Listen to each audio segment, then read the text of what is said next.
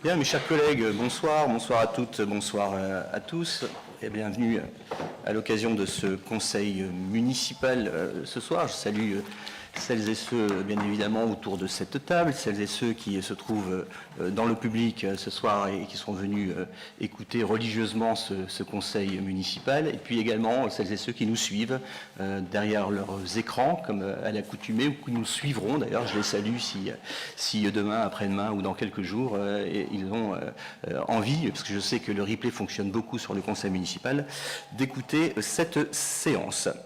Je propose donc à Charles Langlard, Benjamin de l'Assemblée, de faire l'appel des conseillers, s'il vous plaît.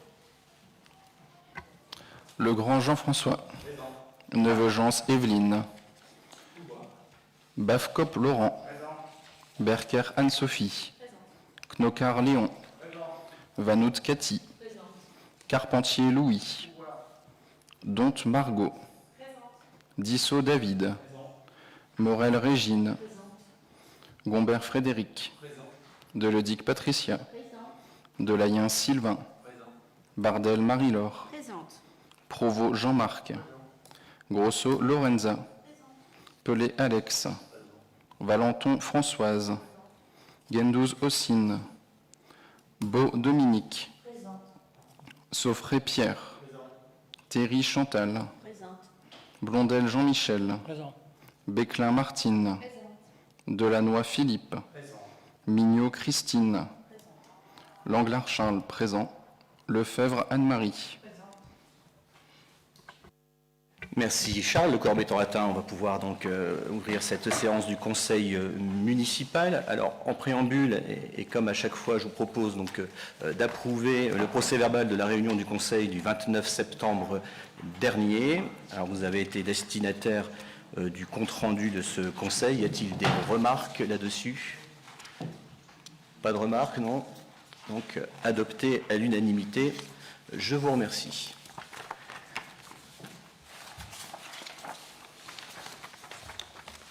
Alors, quelques informations en début de conseil municipal avant de rentrer dans le vif du sujet, notamment des délibérations.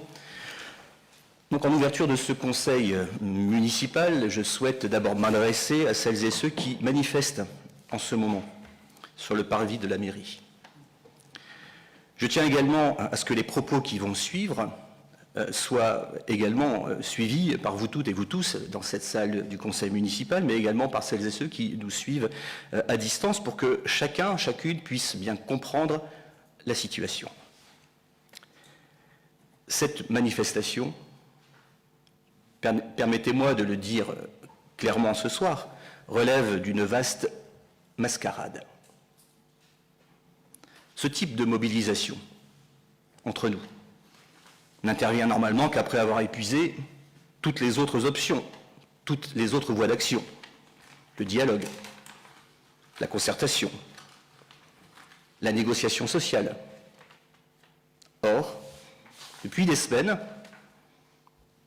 ceux qui organisent cette même manifestation fuient le dialogue. Et aujourd'hui, ils pleurent de ne pas être entendus. Alors, est organisé ce soir sous couvert d'un syndicat qui, rappelons-le quand même, n'est même pas représenté au sein de la collectivité. C'est une manifestation totalement surréaliste, fondée sur aucun élément factuel. Dans nos instances paritaires, nous échangeons régulièrement avec les représentants des agents de la collectivité affiliés au syndicat CGT. Syndicat qui, pour sa part, prend la peine de dialoguer de manière constructive et constante. Alors je ne peux pas vous dire que nous sommes d'accord sur tout. Ce serait vous mentir, bien évidemment. Mais le dialogue est constant. Et je ne crois pas que quiconque puisse qualifier la CGT de syndicat complaisant. Vous savez toutes et tous, ici à Houpline, et je le dis et je le répète à chaque fois, le bureau du maire est réellement ouvert. Ce n'est pas une formule. Mon bureau donne directement sur le hall d'entrée et la porte est ouverte en permanence. Il est quotidien qu'un agent, qu'un citoyen passe la tête par l'entrebâillement de la porte pour évoquer tel ou tel sujet, sans rendez-vous, sans formalisme, sans intermédiaire, sans barrage d'un quelconque cabinet. D'ailleurs, à l'occasion du précédent conseil, j'ai rappelé publiquement que ma porte était grande ouverte, qu'elle était ouverte au dialogue, et je le redis encore aujourd'hui, je suis disponible pour échanger sur tous les sujets. Alors, qu'est-ce qui justifie une telle manifestation? Alors vous, en revanche, qui avez organisé cette manifestation, alors ceci dit sans aucune déclaration préalable, mais ça vous regarde, vous avez choisi les réseaux sociaux comme moyen d'expression privilégié, avec ce que cela implique de désinformation, de dénigrement systématique, et parfois même de diffamation à l'encontre de la collectivité, de son maire, c'est un classique, de sa directrice générale des services,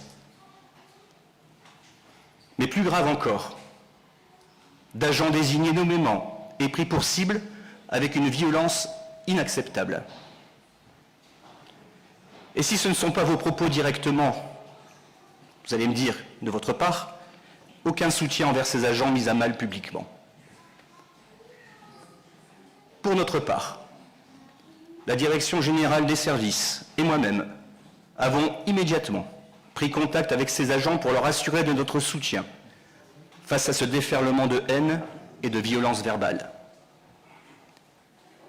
Tous ces propos indignes, diffamants, ont été conservés. Et je n'hésiterai pas, si ce flot de désinformation et de diffamation persiste, à saisir la justice.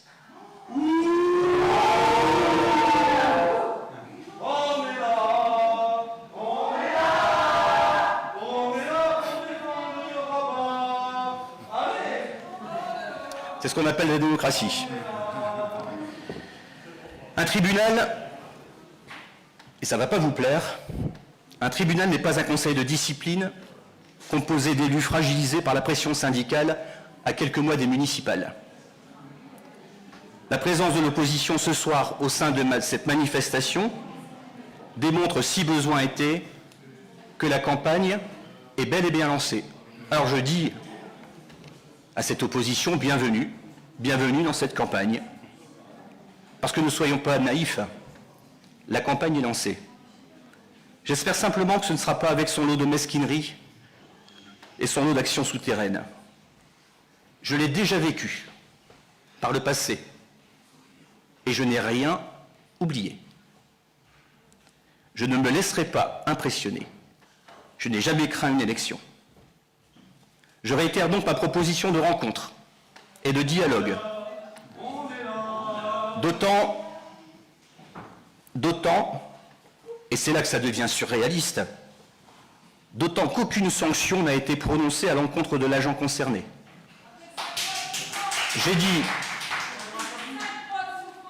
J'ai dit publiquement que je suivrai l'avis du Conseil de discipline. Je viens de dire ce que j'en pensais, mais je l'ai dit et je le fais. Je lui propose donc une nouvelle fois, une énième fois, de me rencontrer, car il faudra bien à un moment qu'il réintègre la collectivité dans les meilleures conditions possibles. Ça s'appelle un procès d'intention. Enfin, je souhaite vous informer, pour aussi mettre fin à de fausses accusations d'encadrement soi-disant autoritaire, que la collectivité travaille depuis plus d'1 an avec un cabinet conseil spécialisé dans le management. Oui, nous sommes une collectivité responsable, soucieuse de ses agents, ne vous en déplaise, mais aussi une collectivité consciente de ses faiblesses, consciente qu'elle ne détient pas seule toutes les clés de la réussite, mais une collectivité déterminée à se doter d'outils pour progresser au service de l'ensemble de nos concitoyens. C'est notre mission première, ne l'oublions pas, au service de l'ensemble de nos concitoyennes et concitoyens, élus comme agents. Ah, c'est très factuel, hein. Je vais laisser maintenant la parole à notre directrice générale des services, Anne-Claire. Monsieur le maire, que dites-vous de la souffrance? Monsieur le maire, que dites-vous? Monsieur, nous sommes en conseil municipal. Comment? Nous sommes en conseil municipal. Si jamais, effectivement, la police de l'Assemblée n'est pas respectée, je fais ce conseil à huis clos. Donc on n'a pas le droit de parole. C'est ça, exactement. Ça s'appelle un conseil municipal. Merci, monsieur le maire. Je vous en prie. Je vais laisser maintenant... Ben, vous n'avez qu'à faire une manifestation en dehors d'un conseil municipal. C'est vous qui avez choisi la date, pas moi. Moi, je l'ai découvert il y a 2-3 jours. Voilà.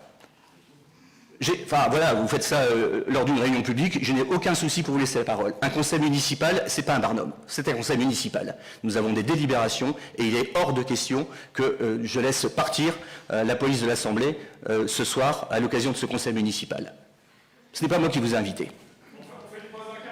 Je vais... Non. Je vais laisser maintenant la parole à notre directrice générale des services, donc Anne-Claire Edelverde, qui tient la barre contre vents et marées. Je l'en remercie.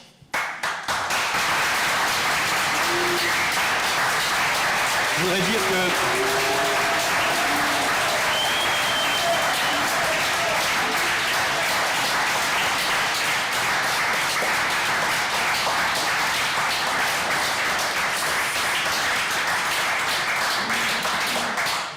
Et pour que les choses soient claires, je l'en remercie, je lui apporte tout mon soutien. Et elle a le soutien de l'ensemble des élus de ce conseil municipal, parce que nous sommes encore en démocratie, et qu'un conseil municipal, ça veut dire quelque chose. Exactement, pourvu que ça dure. Mais soyez pas les fossoyeurs de la démocratie.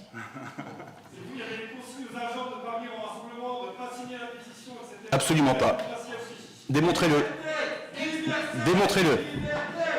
Vous savez, on peut lancer n'importe quelle information, hein, de n'importe quelle manière. C'est pas compliqué. Je le vis tous les jours sur les réseaux sociaux.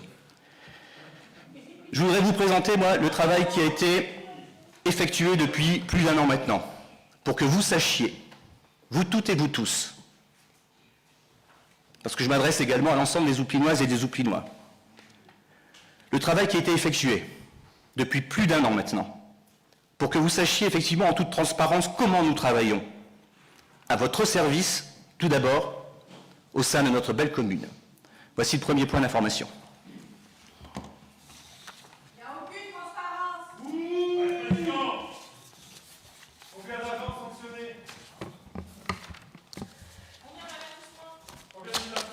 Merci, monsieur le maire.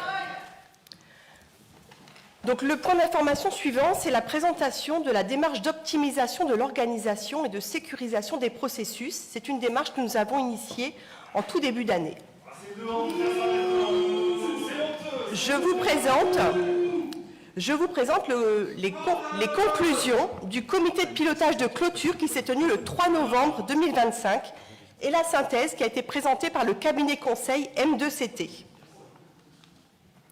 Donc, en effet, j'ai pris mes fonctions en début d'année, en janvier, et avec le maire et les élus, nous avons souhaité faire un état des lieux de la situation et du fonctionnement de la collectivité. Le constat de départ, c'était de dire que ces derniers mois, la collectivité avait perdu en efficacité dans les actions et les projets menés. La collectivité avait également perdu en fiabilité dans les réponses qui pouvaient être apportées aux usagers, les Ouplinois, mais également les partenaires de la collectivité. Et également, les élus et moi-même avons ressenti un besoin de sécurité dans les actes et les décisions de la collectivité. L'idée étant de pouvoir étayer en fait les propositions qui étaient faites aux élus par les services de manière factuelle, objective.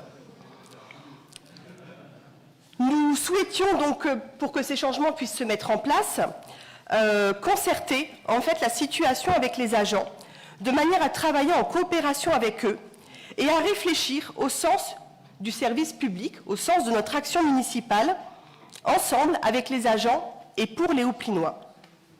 L'objectif était aussi d'avoir beaucoup d'objectivité et c'est la raison pour laquelle nous avons souhaité nous adjoindre les services d'un cabinet conseil pour que les agents puissent se sentir également en confiance dans leur expression, pas pressurisés justement par un environnement qui est l'environnement de leur supérieur hiérarchique. L'accompagnement par le cabinet conseil s'est déroulé du mois de février à la fin novembre, Voilà, et c'est la raison pour laquelle nous avons aujourd'hui la possibilité de vous présenter les conclusions de ce cabinet conseil.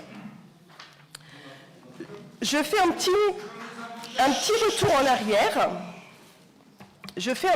en arrière. Pour vous présenter, donc, au tout début de la démarche, il y a eu une première période d'état des lieux, donc avec des ateliers participatifs avec les agents, avec le comité de direction et également avec les élus. Le diagnostic qui a été établi au départ pour pouvoir lancer la démarche, c'est ce qui vous est présenté sur le panneau. Donc l'idée de départ... Écoutez, s'il n'y a vraiment pas moyen de dérouler ce conseil dans des conditions de conseil municipal, ça va être très simple. Hein. Je vous l'ai dit au début. Il suffit de laisser la parole à des gens qui sont venus faire un rassemblement. J'ai ouvert ma porte depuis des mois. Voilà. J'ai ouvert ma porte depuis des mois. C'est un conseil municipal. Non. Si vous avez un minimum, mais d'abord, je ne vois aucun agent là ici parmi vous. Hein. Non. J'ai menti dans les conseils. Bon, je ne vais pas rentrer dans cette polémique-là de toute façon, parce que c'est assez simple, il y a des procès-verbaux. Moi, je le redis, soit vous patientez jusqu'à la fin du conseil et vous aurez la parole, soit je fais évacuer l'Assemblée. Voilà.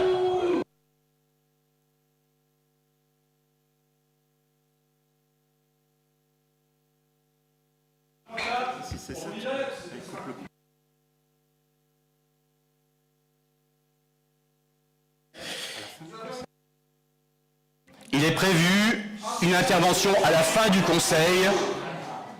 Il est prévu, et Yann Destin le sait très bien, qu'une intervention est possible en fin de conseil. C'est pas possible, on le fait maintenant. Ah ben c'est pas possible, c'est pas vous qui faites les règles du conseil municipal, à ce que je sache. Il y a un règlement dans ce conseil municipal. Il n'y a pas d'interruption, je déroule, le conseil n'est pas très long. Vous participez à ce conseil et je vous écouterai à la fin.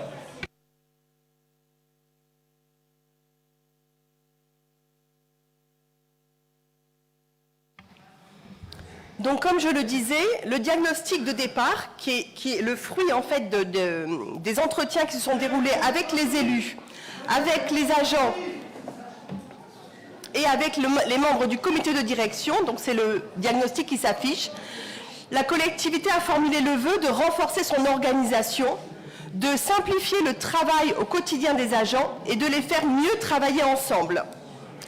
Pour ce faire, sur la base des éléments qui ont été recueillis, il était dans l'objectif de la démarche de favoriser une meilleure organisation des services.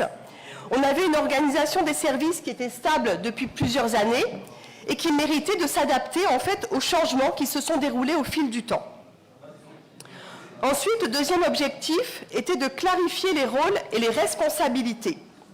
Là aussi, ce qui avait été exprimé dans le cadre des entretiens et des ateliers participatifs, c'était qu'il y avait parfois un manque de critères pour certains, un peu de flottement entre les missions des services qui se piétinent un petit peu les uns les autres, et qu'il fallait du coup renforcer en fait cette clarté au sein des services.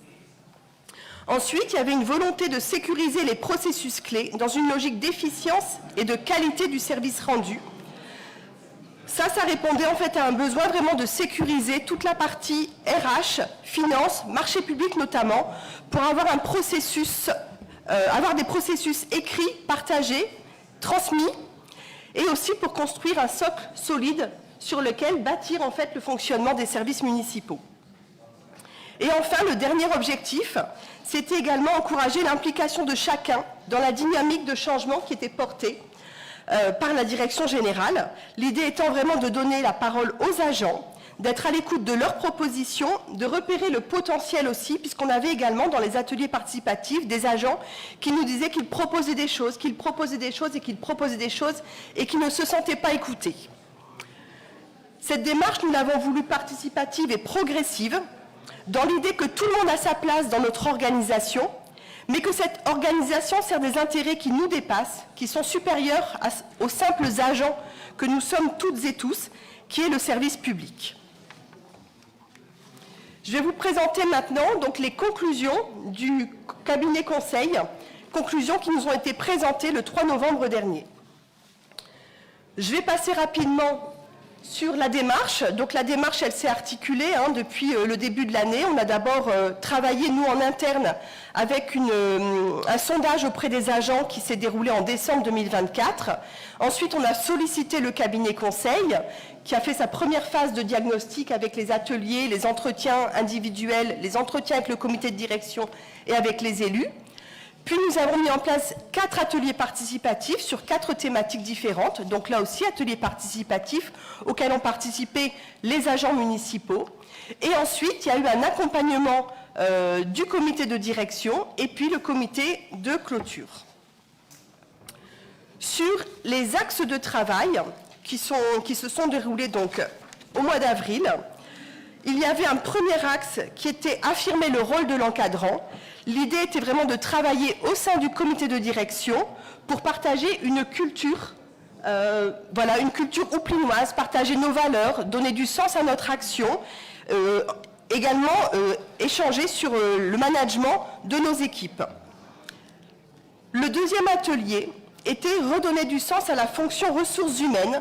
Là aussi, attentes et axes d'amélioration. La fonction ressources humaines, elle est assez complexe, puisqu'en fait, les ressources humaines, à la fois, ils travaillent sur la partie vraiment réglementaire, ils travaillent également sur le conseil, l'accompagnement et le soutien des encadrants, et c'est aussi le service du personnel ou pour le personnel, et là aussi, ils accompagnent les agents. Le troisième atelier, c'était clarifier les outils et les procédures, notamment autour de l'accueil et des réservations de salles, mais pas seulement. Et là, en fait, l'idée, c'était vraiment de pouvoir mettre en forme les usages et les habitudes des services, dans l'objectif de travailler sur des procédures écrites. Nous avons une collectivité qui a beaucoup fonctionné sur une culture orale, et quand il y a des départs ou des absences, on a des difficultés à assurer la collectivité a des difficultés pour assurer la continuité du service. Et donc l'idée, c'était vraiment de travailler sur des procédures écrites pour faciliter justement les transmissions. Et le dernier volet, c'était fluidifier la communication, valoriser les liens et les initiatives. Là aussi, l'idée, c'était vraiment de porter une attention particulière aux réussites des services, de s'en féliciter, de travailler aussi la fierté, parce qu'on a beaucoup d'agents qui sont très humbles dans leurs fonctions, et il faut aussi les rendre fiers du travail qu'ils accomplissent au quotidien. Mettre en place également des temps de rencontres et des temps conviviaux. Et enfin, diffuser des informations sûres, parce qu'il y a beaucoup de bouche à oreille, et parfois ça peut parasiter justement les informations et la circulation de l'information. Donc on s'est dit aussi que, en tout cas les agents ont formulé le souhait d'avoir davantage de transmissions écrites, de type note de service, ou la gazette mensuelle qui est distribuée avec les fiches de paye. Voilà ce qui a été conclu par le cabinet conseil et les conclusions qu'ils nous ont présentées du coup au mois de novembre. L'intitulé, donc c'est ce qui a changé depuis juin 2025. Donc là aussi, ils ont mis en place des ateliers participatifs, ils ont fait un séminaire de restitution donc, pour tous les agents qui ont participé à la démarche et aux 4 ateliers participatifs. Donc ils ont fait un séminaire de restitution fin juin, et entre juin et début octobre, ils ont refait un peu de sondage auprès des agents, auprès des élus et auprès du comité de direction pour voir un petit peu ce qui avait avancé ou ce qui n'avait pas avancé au niveau de la collectivité. Les conclusions du cabinet conseil sont qu'au niveau du climat social, il y a une nette amélioration, notamment au sein des services de l'hôtel de ville. Il y a une hétérogénéité managériale qui diminue, mais qui reste présente, et donc il faut continuer à travailler la culture managériale et le partage au sein du comité de direction. Il y a certains processus qui restent à sécuriser ou à s'accompagner d'une montée en compétences, mais là aussi, l'idée c'est de travailler sur des procédures écrites pour justement conforter en fait les usages et les pratiques des services. Et enfin, il y a des outils qui arrivent à leur limite d'utilisation. Donc là, c'est un outil de réservation ou d'occupation des salles, mais là-dessus, on a aussi avancé sur le sujet. Sur les avancées qui sont significatives, les agents sont plus détendus et plus souriants, notamment aussi à l'hôtel de ville. On a un comité de direction qui est plus structurant, avec plus d'échanges et de co-construction. On a intégré des nouveaux cadres et ça donne un regain d'énergie, ça donne aussi une vision différente, une analyse différente, puisque ce sont des agents qui sont expérimentés et qui apportent au comité de direction ou aux équipes leur expérience également. Et on a réorganisé les services de la mairie au niveau spatial et aujourd'hui cette réorganisation, elle est plus favorable à la transversalité. Quelques points de vigilance se maintiennent, donc notamment l'homogénéité des pratiques, mais c'est ce qu'on va continuer à travailler justement avec les procédures écrites. Les cadres intermédiaires et les agents qui doivent être responsabilisés davantage. Donc on va aussi travailler sur la culture managériale à tous les niveaux de l'encadrement. La fonction RH qui reste fragile, mais là aussi on s'outille au fur et à mesure. On écrit des procédures écrites, par exemple sur le recrutement, sur l'intégration, sur l'accueil de stagiaires. Il faut fiabiliser les outils et les partager, donc ça c'est en cours également. Il faut renforcer la confidentialité et la confiance, donc en entretenant les choses au fur et à mesure. Et il faut continuer à entraîner en fait la cohésion au niveau du noyau d'encadrants. Les dernières conclusions du cabinet conseil sont les suivantes. Il y a désormais des bases solides qui sont posées avec plus de clarté, plus de coopération et plus de sécurisation. Il y a des transformations visibles qui sont à consolider dans la durée. Et enfin, il faut travailler toujours à ancrer les nouvelles pratiques et les nouveaux usages, à fiabiliser les outils, à maintenir la confiance et à poursuivre les actions engagées. Voilà.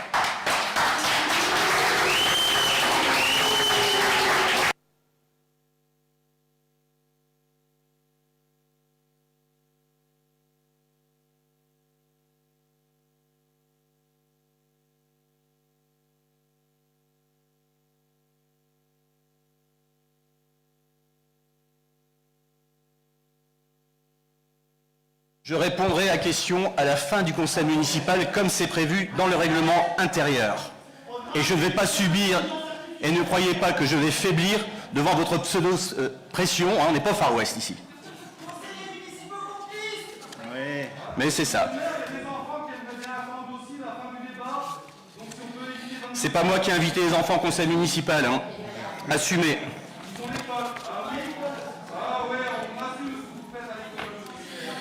Bien, autre information ce soir au conseil municipal. Nous avons tout ce que vous allez gagner, c'est même pas avoir de droit de réponse enfin, parce que je vais mettre à huis clos ce conseil municipal.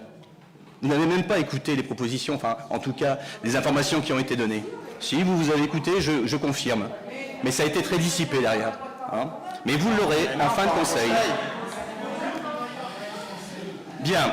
Alors, deux autres informations ici à l'occasion de ce conseil municipal. Donc, deux arrêtés que j'ai pris. Le premier concerne...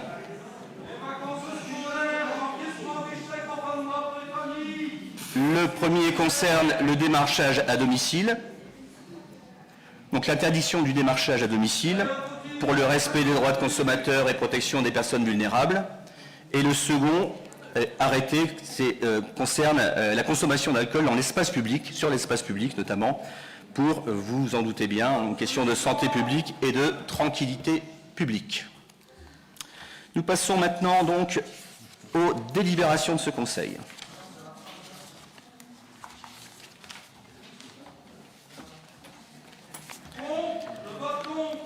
Première délibération qui concerne l'affiliation volontaire donc, au centre de gestion de la fonction publique territoriale du Nord.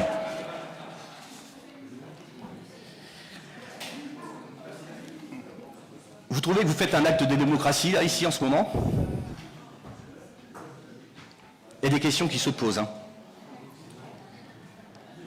Donc première délibération, qui est l'affiliation volontaire au centre de gestion de la fonction publique territoriale du Nord. Le syndicat mixte du SCOT Sambre-Avesnois a sollicité effectivement son affiliation volontaire à ce centre de gestion. Il nous est demandé d'émettre un avis, alors favorable ou non d'ailleurs, hein, à cette affiliation volontaire. Le SCOT Sambre-Avesnois est un conglomérat de communes, la communauté d'agglo de Maubeuge, la communauté de communes du pays de Mormal, du cœur de l'Avesnois, du sud Avesnois, à l'instar de ce que nous avons d'ailleurs sur le SCOT métropolitain avec la métropole et la communauté de communes du Pével-Carambeau. Ce syndicat souhaite rejoindre le centre de gestion de la fonction publique. Il nous est donc demandé de délibérer sur la question. Y a-t-il des questions? Quels sont celles et ceux qui sont favorables? Unanimité, je vous remercie.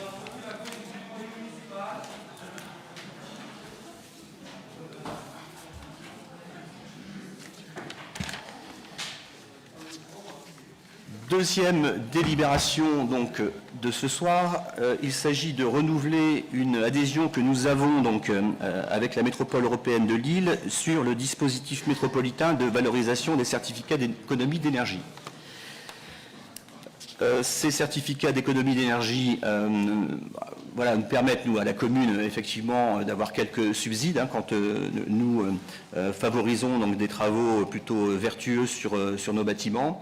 Et la dite convention permet une mutualisation, en tout cas avec la métropole, et donc une massification de ces travaux, et donc effectivement un effet levier beaucoup plus important de ces CEE.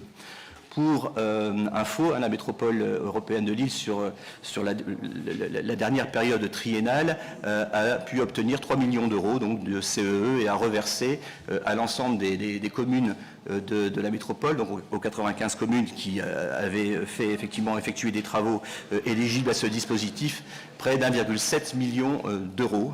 Donc on voit que cette massification quand même est assez forte. Et donc il vous est proposé aujourd'hui de conventionner à nouveau à cette prestation de services auprès de la métropole européenne de Lille et donc de bénéficier aussi de cette massification à l'instar de nombreuses communes qui ont déjà rejoint. Je précise que nous avions déjà sur les premières périodes triennales conventionné avec l'AMEL, c'est donc un renouvellement qui vous est proposé ce soir. Y a-t-il des votes contraires à cette demande d'adhésion? Pas de souci particulier, non? Pas d'abstention? Unanimité, je vous remercie.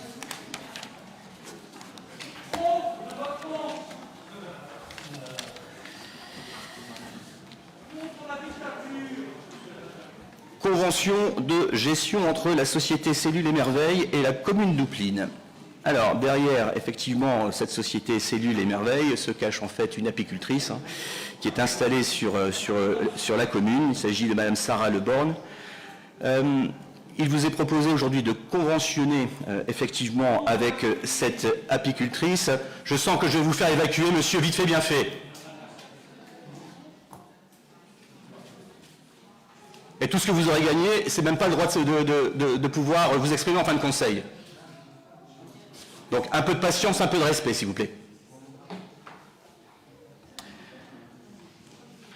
Je disais donc que nous souhaitons donc conventionner avec une apicultrice sur le territoire de la commune afin d'abord de régulariser aujourd'hui le fait qu'elle est déjà installée sur une parcelle située rue Voltaire et puis également y adjoindre donc à cette occupation du domaine public un certain nombre de propositions, notamment alors, le respect et entretien des espaces confiés, c'est un minimum, mais aussi propositions d'ateliers pédagogiques pour les scolaires, de présentation d'une ruche, explication de la vie des abeilles et dégustation de miel notamment. Voilà. Donc c'est plus, pour être très transparent, une régularisation aujourd'hui qui nous permettra donc de effectivement conventionner avec cette apicultrice qui est déjà installée sur ces parcelles rue Voltaire. Est-ce qu'il y a des remarques? Pas de questions?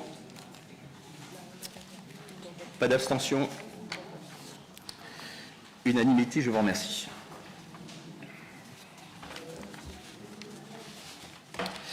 Nous entrons dans l'item des finances avec un certain nombre de délibérations. La première d'entre elles est une proposition de remboursement de la taxe d'ordures ménagères.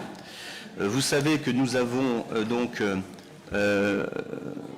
prolongé donc, un contrat de mise en location de notre concierge. Quand elle est arrivée à l'âge de la retraite, elle nous a sollicité pour pouvoir continuer à occuper le logement de fonction qu'elle occupait, en l'attente de trouver un logement qui lui convenait. La locataire a quitté les lieux donc le 31 mars 2025 et a perçu, enfin en tout cas a reçu la totalité donc de sa taxe d'ordures ménagères à hauteur de 172 €.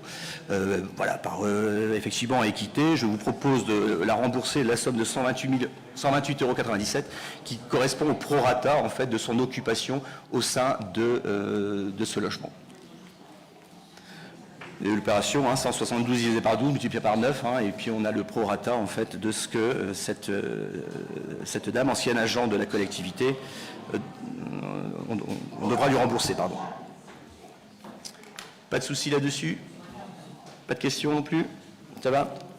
Je vous remercie, unanimité.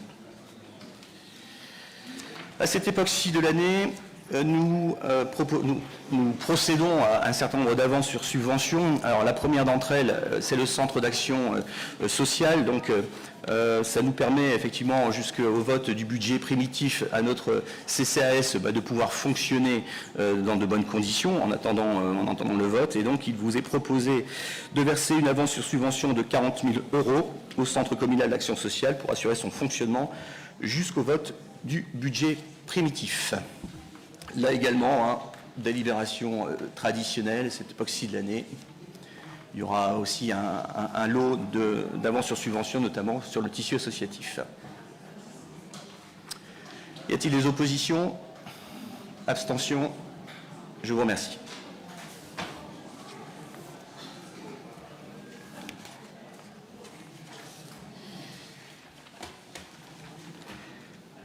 La délibération suivante propose la fixation d'une date limite de clôture des dispositifs des dossiers rénovation de façade. Nous avons décidé donc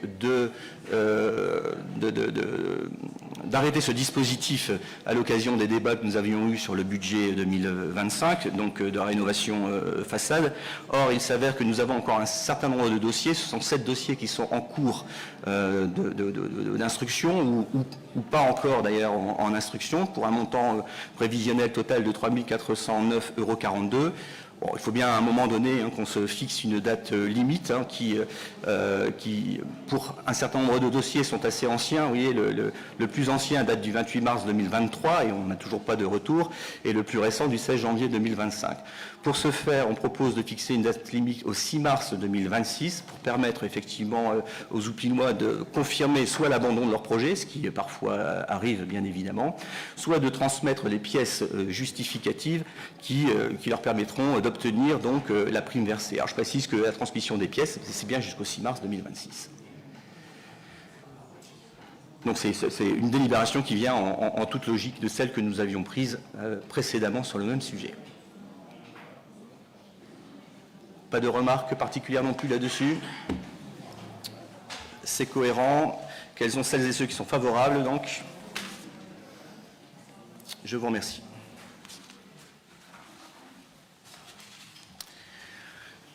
Une décision modificative, c'est la dernière, avant effectivement les débats qui auront lieu pour le prochain budget primitif. Il s'agit d'une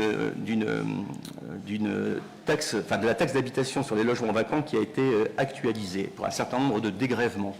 Alors, la taxe sur les logements vacants est de facto imposée aux propriétaires dont les logements ne sont pas loués, mais ces propriétaires peuvent également aussi réclamer ou en tout cas faire droit à un dégrèvement en fonction effectivement d'un certain nombre de choses extrêmement cadrées. Soit parce qu'il y a eu moins de 3 mois de vacances, soit parce que effectivement la vacance est due à un fait qui est indépendant de la volonté du propriétaire en question, soit l'immeuble est en rénovation et donc ne peut pas effectivement accueillir un locataire dans cette période-là, et donc l'État, dans sa grande mensuétude et bonté, fait donc effectivement par chaque année d'un certain nombre de dégrèvements qui sont au bénéfice donc de ces propriétaires. Cette année, c'est à hauteur de 7 906,15 €. Je propose donc d'adopter cette délibération, vous voyez, avec un équilibre donc, dans les fonctions que vous avez sous les yeux, donc de plus 7000 sur l'article 739 1012 et de moins 7900 sur l'article 60 612.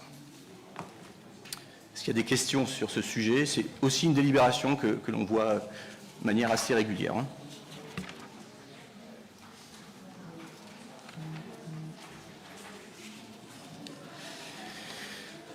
Prochaine. On a voté? Ah non, pardon, excusez-moi. Parfois un peu difficile de se concentrer. Alors, quels sont celles et ceux qui sont favorables donc, à cette délibération, cette décision modificative? Unanimité, je vous remercie.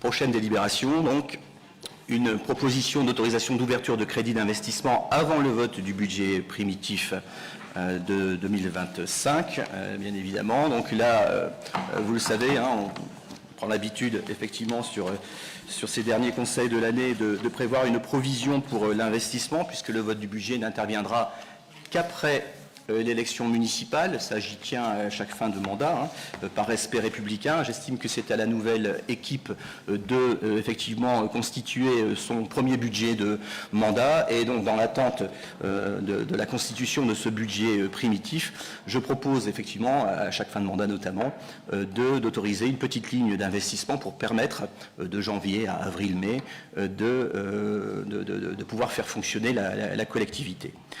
Il vous est proposé donc une autorisation à 20 807,69 €, donc au chapitre 21, et à une somme de 1296,31 € au chapitre 204. Là également, une délibération technique dont nous avons l'habitude. Est-ce qu'il y a des questions?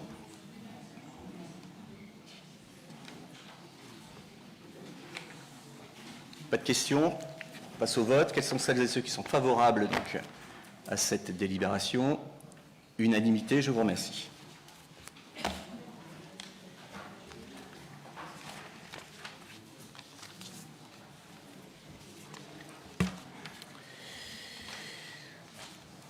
Délibération sous l'item des ressources humaines. Donc, nous avons délibéré le 31 mars 2025 sur une actualisation du RIFZEP, donc du régime indemnitaire tenant compte des fonctions de suggestion et d'expertise et de l'engagement professionnel, pour nos agents, effectivement, pour les conditions de travail de rémunération des agents municipaux. Cette délibération a été retoquée par la préfecture puisqu'elle était plus bénéficiaire, je dirais, que les agents de l'État.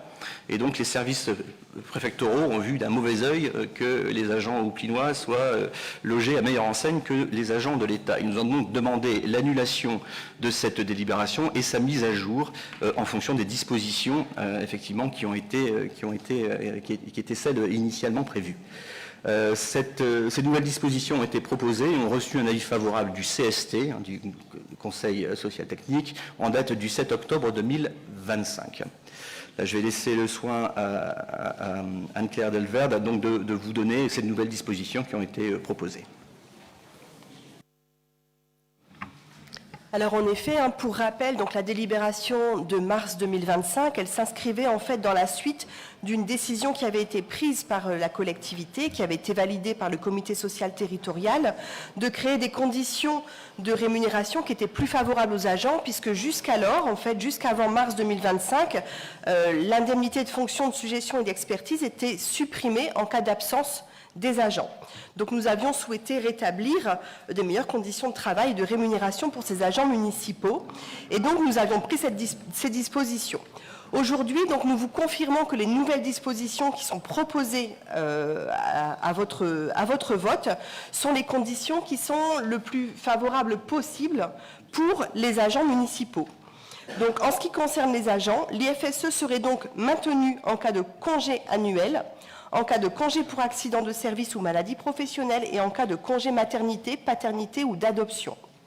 Par contre, pour les agents, les fonctionnaires en congé de longue maladie ou les agents contractuels en congé de grave maladie, l'IFSE serait maintenu à hauteur de 33% la première année et 60% les deuxième et troisième années. Et enfin, En cas de congé de maladie de longue durée, l'IFSE serait suspendu. Voilà la proposition qui vous est faite aujourd'hui. C'est clair pour tout le monde? Oui. Je propose de passer au vote. Quels sont celles et ceux qui sont favorables? Unanimité, je vous remercie.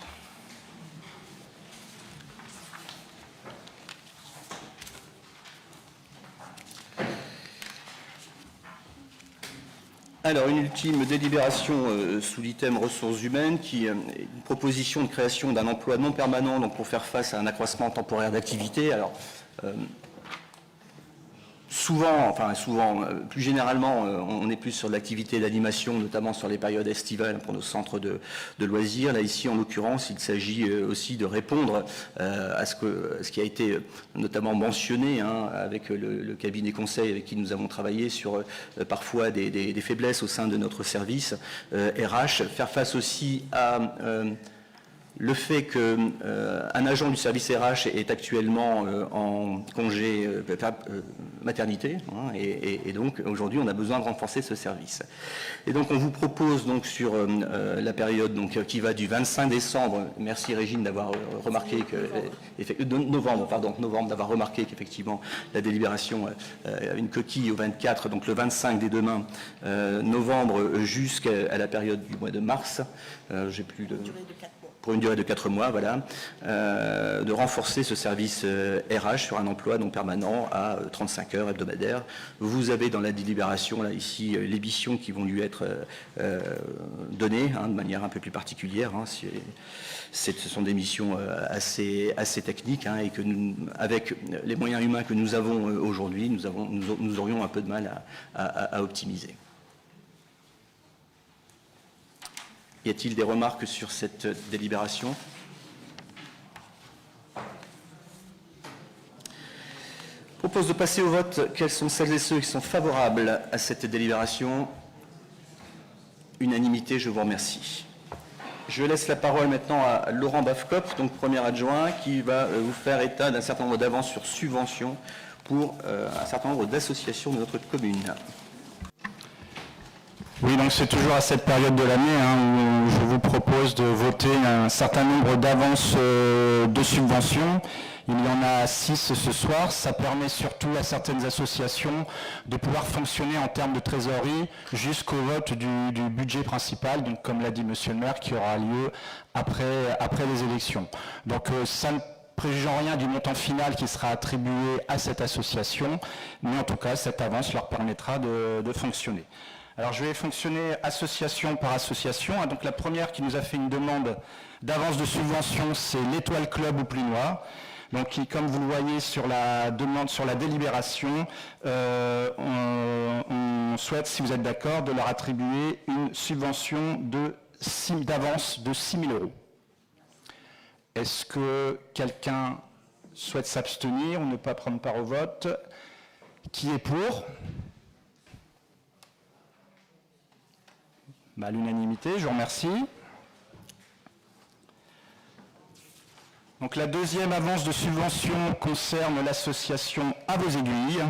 Donc là, je vous propose d'attribuer une avance de subvention de 1 250 €. Alors, est-ce que quelqu'un ne souhaite pas prendre part au vote? Donc qui est pour? L'unanimité, je vous remercie.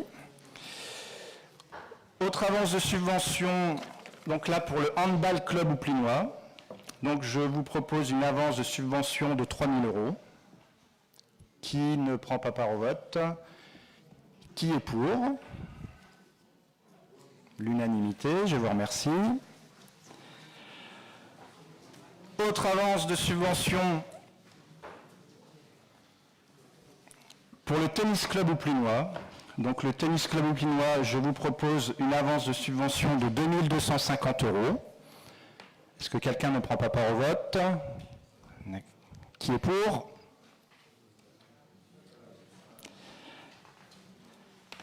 Ensuite, pour l'association L'École de musique, donc là, on vous propose une avance de subvention de 20 000 €. Qui ne prend pas part au vote? Monsieur le maire. Donc, qui est pour? L'unanimité. Et enfin, dernière avance de subvention, l'Orchestre d'harmonie d'Oupline. Donc, je vous propose une avance de 2750 €. Qui est pour? Qui ne prend pas part au vote, pardon. Monsieur le maire et Cathy. Qui est pour? L'unanimité, je vous remercie.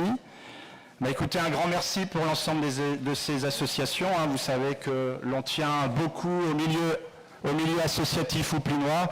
On a encore eu l'occasion pendant ce week-end d'assister à de nombreuses assemblées générales et on voit dans chacune d'entre elles le dynamisme de nos associations. Donc c'est dans ces périodes parfois un peu compliquées, ça fait du bien de voir que ces associations fonctionnent. Voilà.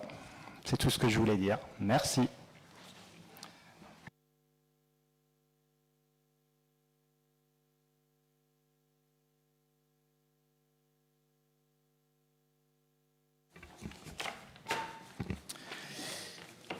Bien, nous abordons donc les questions diverses de ce conseil municipal. Alors, en questions diverses du conseil, je n'en ai pas, puisque effectivement, il faut les envoyer 48 heures à l'avance. Donc, je vous propose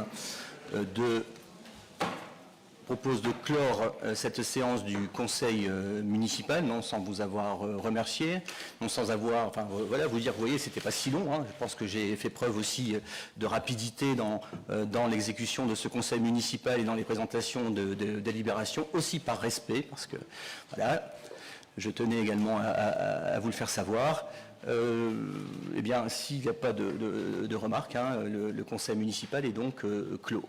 Comme à l'accoutumée, et comme c'est l'habitude à Oupline, et à Oupline seulement, il faut le dire aussi, vous avez effectivement, le public dans la salle a le droit à poser une question. J'imagine que c'est M. Destin qui va donc s'en charger ce soir pour la question qui vous anime, vous toutes et vous tous. Et Yann, je te propose effectivement de pouvoir lire ce que tu souhaitais nous dire ce soir.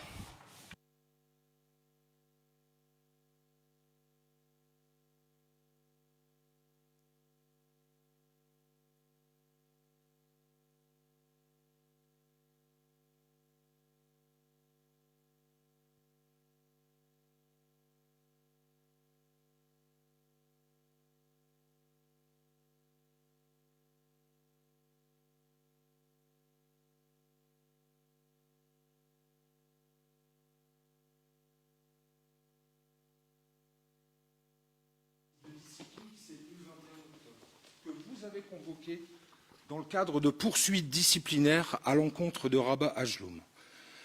Voici votre réponse, et là je vous cite: « J'ai décidé de suivre l'avis rendu par cette instance consultative et de ne pas vous sanctionner. » Vous ajoutez: « J'ai pris en compte les motivations de cet avis qui encouragent la collectivité à réorganiser la direction des services techniques et à mettre en concordance les missions avec les cadres d'emploi des agents. » Votre réponse date du lundi 17 novembre, date à laquelle, je pense, vous avez dû être informé du rassemblement.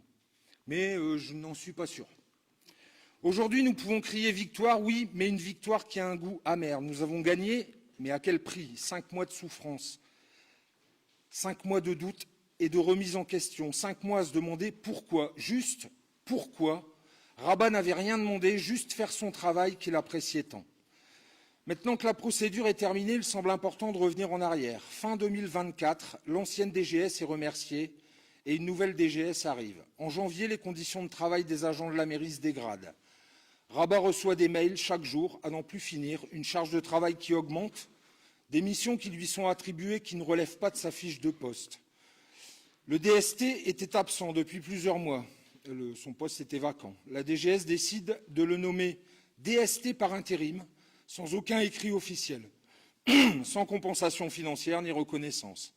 Des demandes restées sans réponse, un sentiment d'être mis de côté. Trop, c'est trop. Dès fin janvier, Rabat est en arrêt de travail pour burn-out. À son retour, il exprime auprès de vous, monsieur le maire, et de la DGS, ses difficultés, ses ressentis. Sa souffrance au travail n'est pas entendue, alors que c'est là qu'il aurait dû y avoir discussion. Mais non. Des demandes donc restées sans réponse, un sentiment d'être mis de côté, trop c'est trop. Je me répète. Sa souffrance au travail n'est pas entendue, au contraire, ses difficultés s'accentuent jusqu'à ce courrier pour un entretien préalable à sanction. La raison, manque d'investissement et non-respect des consignes. Et là, c'est le coup de massue. Après 8 ans de travail à la mairie d'Oupline, où il a été investi, loyal et engagé, voilà la reconnaissance. Et c'est le début d'une dégringolade psychologique qui n'en finit plus. Rabat est donc convoqué à un entretien le 20 juin. Il est de suite accompagné par le syndicat Sud, représenté par Abdel et Dominique. Surprise à la mairie, Sud débarque pour la première fois. Vent de panique, on réclame son dossier disciplinaire, mais il est vide. La DGS décide alors 2 jours avant de reporter l'entretien à une date ultérieure. On l'attend toujours. Le 11 juillet, Rabat a enfin la possibilité d'accéder à son dossier qui a été écrit le 1er juillet, date ultérieure à sa convocation initiale. Le maire a alors écrit 14 pages de la littérature, comme dirait Abdel, le représentant Sud. Un premier conseil de discipline est prévu le 19 septembre, qui est reporté car le quorum n'est pas atteint au niveau du jury. Un deuxième conseil de discipline a donc eu lieu le 21 octobre. Le conseil de discipline, avec un jury composé de 7 représentants des collectivités, 6 maires et un adjoint, 7 représentants du personnel et d'une magistrate, a décidé le jour même, à l'unanimité, aucune sanction disciplinaire. La synthèse du Conseil reçue le 24 octobre précise que les griefs reprochés à Rabat Ajloum relèvent d'un problème d'organisation du service et d'une part, une charge de travail disproportionnée dévolue à M. Ajloum, avec certaines missions qui ne relèvent pas par ailleurs d'un agent de maîtrise, et d'autre part un manque de coordination et d'anticipation pour assurer la continuité du service public local, notamment en ce qui concerne l'absence de mise en place d'un service d'astreinte. Rappelons au passage que Rabat, durant toutes ces années, a pallié à l'absence de service d'astreinte sans aucune reconnaissance ni compensation financière. Et oui, pour ceux qui ont bénéficié de l'aide de Rabat hors temps de travail, ils n'étaient pas payés. Lorsqu'il venait vous ouvrir une porte, mettre en sécurité un accident, réparer une porte fracturée suite à une intrusion, ramener du matériel, en réalité, il n'était pas d'astreinte. Le Conseil de discipline a non seulement mis aucune sanction à Rabat, mais il a mis en avant les dysfonctionnements de la mairie et les irrégularités, notamment en ce qui concerne les astreintes et les heures supplémentaires. Le jury s'est étonné que la mairie ait eu besoin d'aller jusqu'au Conseil de discipline, de payer les services d'un avocat pour un agent si apprécié et dévoué.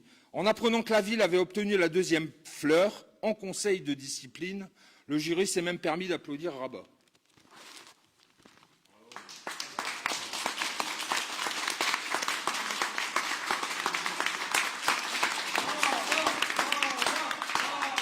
Rabat.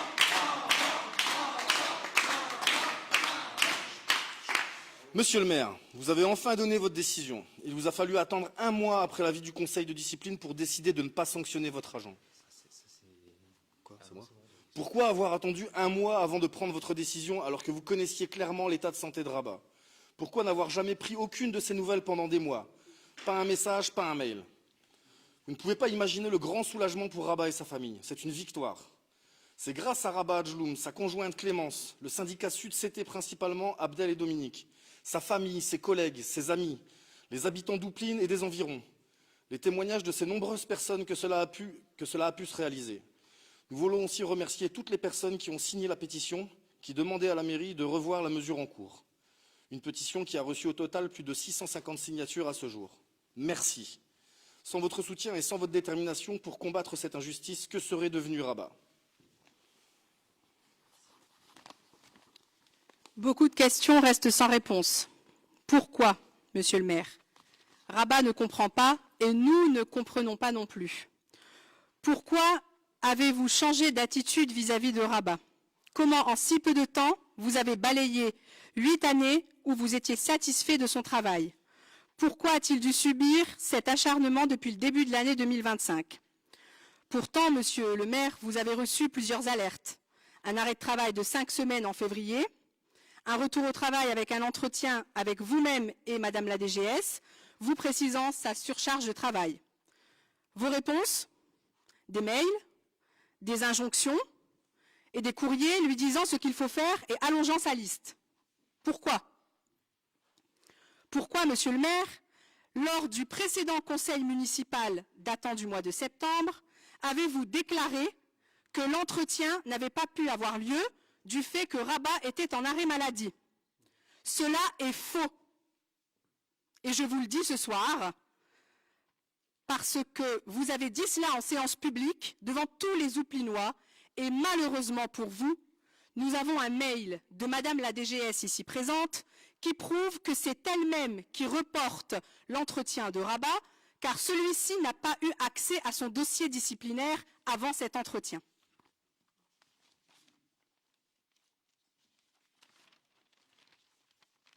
Pourquoi avez-vous eu des propos qui ont profondément blessé Rabat, comme le fait de dire qu'il y avait eu des manquements professionnels depuis un certain temps? Vous avez juste sali son image. Pourquoi? Donnez-nous des réponses. Rabat est en arrêt de travail depuis la mi-juin. Il a été hospitalisé pendant 5 semaines. Sa compagne en arrêt pendant 2 mois. Et il a été aussi très difficile pour ses enfants, Alia et Lounis, de voir leur papa vivre ces moments de crise et d'angoisse, de panique. Ne pensez-vous pas, monsieur le maire, que cela mérite des excuses et de reconnaître juste que vous vous êtes trompé? C'est un minimum vis-à-vis de la souffrance que cela a provoqué. Aujourd'hui, Rabat va mieux, avec un suivi, un traitement médical. La remontée va prendre du temps. Aujourd'hui, il n'y a pas de sanction pour Rabat, et nous redisons que nous nous en réjouissons. Mais si nous sommes là aujourd'hui, c'est aussi pour tous les agents qui travaillent à la mairie. Nous nous inquiétons de ce qu'il s'y passe actuellement. Des arrêts maladie, de la multiplication des mesures disciplinaires à l'encontre des agents. Un climat de travail qui n'est plus serein pour eux. Des échos nous sont parvenus. La direction demanderait aux agents de ne pas faire grève, de ne pas signer la pétition et encore plus de ne pas participer au rassemblement de ce soir. N'est-ce pas une entrave à la liberté d'expression? La porte de mon bureau est ouverte, je vous cite. Il nous semble au contraire que les portes de votre mairie sont bel et bien verrouillées depuis quelques mois. Et que pensent les conseillers municipaux? Que pensent les élus? Silence radio. Nous n'entendons personne. Est-ce ainsi que l'on dirige une mairie et une équipe? Écoute, dialogue, bientraitance, valorisation du travail, sont-ils des mots qui n'existent pas à la mairie d'Oupline? Mettre du cadre ne signifie pas mettre des sanctions, monsieur le maire. Et comme vous le dites si bien, c'est dans la défaite qu'on apprend de ses erreurs. Nous souhaitons... Comment? Non, c'est vous qui le dites, monsieur le maire. Nous souhaitons de tout cœur que vous-même et votre direction saurez prendre en compte ces mots et qu'un climat plus serein verra le jour à la mairie d'Oupline. Monsieur le maire, nous sommes là ce soir pour exiger des explications lors de ce conseil municipal et surtout des excuses.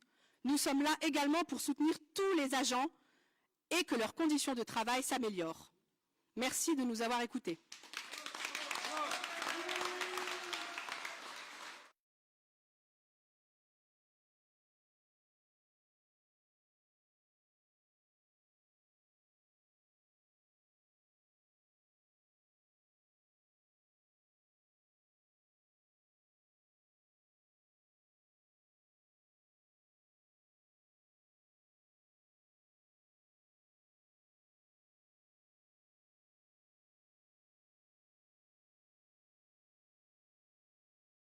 Bien.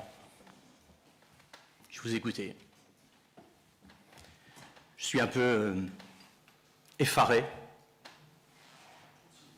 Oui, je suis un peu effaré de ce que j'entends. Je ne vais pas rentrer dans le détail ce soir parce que je pense que c'est pas sur la place publique que l'on règle. C'est pas sur la place publique que l'on règle les interactions entre agents et élus, en l'occurrence entre le maire et un de ses agents. Moi, je le répète, et je l'ai dit d'ailleurs parce qu'il n'y a pas eu un mot, bon, c'est pas tout à fait vrai. Hein. À la sortie du conseil de discipline, je suis allé voir Rabat. Oui, je suis allé le voir. Voilà. Parce que j'ai pas peur d'aller au-devant de Rabat, ni de le voir. Et c'est moi qui ai fait la démarche d'aller le voir, puisqu'il ne venait pas me voir. On avait proposé, effectivement, lors d'un premier entretien, de mettre en place 2 référents. On avait bien compris que Rabat était un peu débordé, qu'effectivement l'absence de DST, qui aujourd'hui est réglée, était lourd à porter en ce qui le concerne. Et donc une proposition avait été faite d'avoir deux référents, en fait, un référent propreté et un référent espace vert. Non, je ne réponds pas à côté. Je vous dis qu'on a essayé, effectivement, de mettre en place des choses avant que la situation ne s'envenime. Le problème, c'est qu'on n'a pas eu de retour. On n'a pas eu de retour. Et je pense qu'effectivement, une aide au sein de ces services techniques aurait permis, si effectivement on avait pu aller jusqu'au bout de la proposition qui avait été faite, certainement d'éviter beaucoup de choses qui ont suivi derrière. Voilà. Je ne vais pas répondre à l'ensemble des questions. J'ai horreur d'être pris en otage. Ça, c'est clair. Pourquoi avoir déclaré au dernier conseil municipal que c'était Rabat qui avait annulé son entretien? Bah, écoutez, si je me suis trompé, moi je reconnais. Non.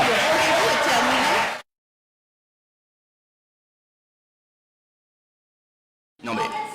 En fait, nous, par contre, là, je peux vraiment utiliser ce verbe, on a été effarés d'entendre ça parce qu'on a suivi le conseil municipal à distance, d'entendre dire que c'est à cause de Rabat que l'entretien n'a pas eu lieu, alors qu'ils avaient reçu un mail de votre DGS ici présente repoussant cet entretien, qu'on attend toujours. Je ne sais pas si elle veut s'exprimer sur le sujet. Nous sommes fin novembre 2025 et nous n'avons toujours pas eu, il n'a toujours pas eu cet entretien.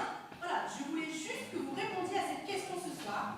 Merci. Et de la même façon, vous avez affirmé qu'il y avait des manquements professionnels, vous avez été complètement désavoué par le conseil de discipline, ça vaut des excuses. Si, excuse. Vous n'êtes pas d'accord avec ça? C'est pas que je suis pas d'accord avec ça, mais ça ne regarde que Rabat et moi. Voilà. Vous avez sali son image publiquement. C'est vous qui l'avez fait, c'est vous qui l'avez mis publiquement. Oh, si on parle de salir l'image de quelqu'un, je crois que je suis bien placé pour effectivement. Vous êtes élu, c'est votre travail. D'accord. Vous êtes qui? Qui se présente avant de parler? Qui se présente avant de parler? Mais bien sûr, vous êtes tout plinois, monsieur? D'accord, c'est bien, c'est réglé. Votre prénom. Une carte d'identité, c'est marqué République française, comme vous, comme tous ici. D'accord, très bien. Et quel est votre nom? Présentez-vous au moins. Hein? Bien, mes chers collègues, la séance est... Je ne peux pas réussir à s'excuser, quoi. Il y a un truc d'une base blanche. Mais je crois que les excuses sont mutuelles. Je vous souhaite à vous toutes et à vous tous une belle soirée. Merci.